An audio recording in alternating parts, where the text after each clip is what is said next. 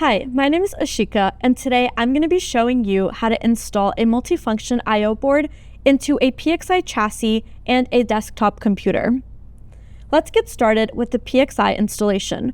In front of me, I have a PXI X series multifunction I/O board, which means with this DAC device, you can measure at plus or minus 10 volts with both digital and analog signals. I'm going to be installing this on the PXI chassis over here alongside the other instrument modules that we already have. Now, before the installation, make sure that your chassis is powered off and you've installed the DAC MX driver. Now, let's get to installing our board into the chassis. Make sure the top and the bottom are both aligned with the rails and gently push it into the chassis until you hear a click and the tab goes up. Then screw in the screw at the bottom and the screw at the top to make it more secure. During the board installation process, it is important that your chassis is turned off. And now that we have our board installed, we can go ahead and turn our chassis on.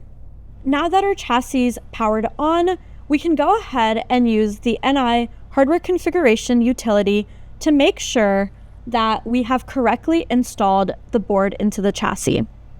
Now that we have the hardware configuration utility open, you should see the PXIe board inside of slot 8, which we do, and we can verify that it's installed correctly by doing a self-test. Now that we've successfully completed the self-test, we know that we did an installation the correct way.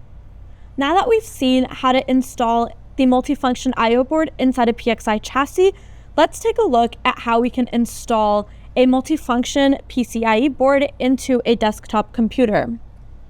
We're going to take the PCIe board and make sure that these two tabs are aligned with the tabs on the slot and gently apply pressure to push it in.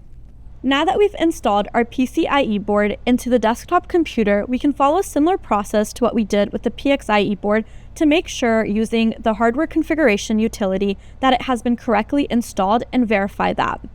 Then we can also use software such as FlexLogger or Python to get the most out of our board for our testing applications. Now make sure to also check out some of the reference manuals and resources that we have on our website to make sure that you're correctly installing each of these boards into your devices. And you know how to install a multifunction I/O board into both a PXI chassis and a desktop computer. Thanks for watching.